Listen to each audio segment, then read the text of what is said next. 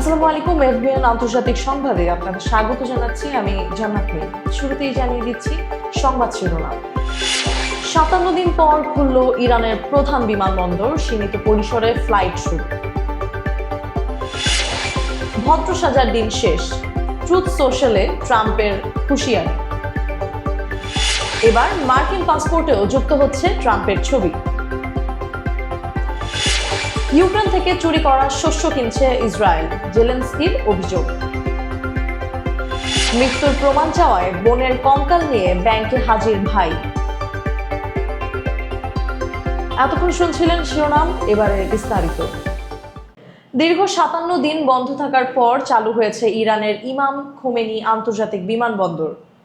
যুদ্ধের কারণে বন্ধ থাকা আকাশ সীমা খুলে দেওয়ার পর সীমিত ফ্লাইট চলাচল শুরু হয়েছে, যেখানে আগে দৈনিক ১০০ থেকে ১৫০টি ফ্লাইট থাকলেও এখন তা নেমে এসেছে ১০ থেকে ১৫টিতে। এছাড়াও তেহরানের মেহরাবাদ আন্তর্জাতিক বিমানবন্দর সহ দেশের অন্যান্য বিমানবন্দরেও পড়েছে যুদ্ধের প্রভাব, যেগুলো হামলার শিকার হয়েছে। স্বাভাবিকতা ফিরলেও ইরানের মানুষের মনে এখনো রয়েছে অনিশ্চয়তা ও শঙ্কা। নিজস্ব সামাজিক যোগাযোগ মাধ্যম প্ল্যাটফর্ম ট্রুথ সোশ্যালে একটি ছবি শেয়ার করেছেন ডোনাল্ড ট্রাম্প। ছবিটিতে তার পেছনে ভয়াবহ বিস্ফোরণের দৃশ্য ফুটে উঠেছে, আর ছবির ওপরে বড় অক্ষরে লেখা ছিল নো মোর মিস্টার নাইস গায়, যার অর্থ ভদ্র সাজার দিন শেষ। ছবির সঙ্গে দেওয়া পোস্টে ট্রাম্প অভিযোগ করেন ইরান পরমাণু অস্ত্রমুক্ত চুক্তির পথে হাঁটতে ব্যর্থ হচ্ছে। তেহরানকে সতর্ক করে তিনি লেখেন, ইরানকে দ্রুত বুদ্ধিমান হতে হবে।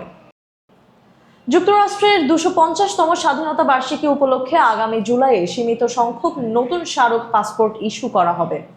এসব পাসপোর্টে মার্কিন প্রেসিডেন্ট ডোনাল্ড ট্রাম্পের ছবি যুক্ত থাকবে বলে জানিয়েছে কর্তৃপক্ষ। হোয়াইট হাউস ও পররাষ্ট্র দপ্তর প্রকাশিত নকশায় দেখা যায়, পাসপোর্টে যুক্তরাষ্ট্রের জাতীয় পতাকা ও স্বাধীনতার ঘোষণাপত্রের প্রতিচ্ছবি রয়েছে। পাশাপাশি ট্রাম্পের স্বাক্ষরও সংযুক্ত করা হয়েছে। ২৫০ বছর পূর্তি উদযাপনে অংশ হিসেবে আগামী জুলাইয়ে দেশ জুড়ে বিভিন্ন আয়োজনের পরিকল্পনাও রয়েছে। ইউক্রেনের প্রেসিডেন্ট ভ্লাদিমির জেলেনস্কি অভিযোগ করেছেন, রাশিয়ার দখলকৃত ইউক্রেনীয় ভূখণ্ড থেকে চুরি করা শস্য ইসরায়েল আমদানি করছে। তার মতে, এ ধরনের বাণিজ্য কোনোভাবেই বৈধ নয় এবং যারা এতে লাভ করছে তাদের বিরুদ্ধে নিষেধাজ্ঞা আরোপের প্রস্তুতি নিচ্ছে কিয়েভ। তিনি আরও জানান, এ ধরনের শস্য বহনকারী একটি জাহাজ ইতোমধ্যে ইসরায়েলের বন্দরে পৌঁছেছে এবং সেখানে পণ্য খালাসের প্রস্তুতি চলছে।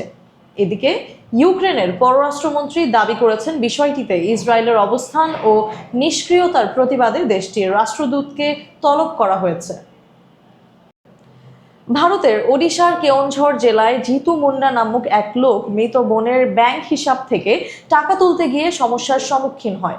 বৈধ উত্তরাধিকার সনদ দেখাতে না পারায় ব্যাংক কর্তৃপক্ষ টাকা দিতে অস্বীকার করলে গত সোমবার জিতু মুন্ডা গ্রামের শ্মশান থেকে বোনের দেহাবশেষ তুলে কাঁধে নিয়ে প্রায় ৩ কিলোমিটার হেঁটে ব্যাংকে যান।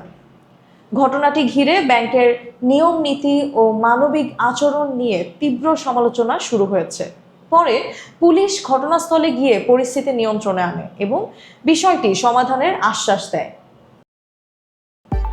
এই ছিল আজকের আন্তর্জাতিক সংবাদ। নিয়মিত সংবাদ পেতে আমাদের সাথেই থাকুন। ধন্যবাদ।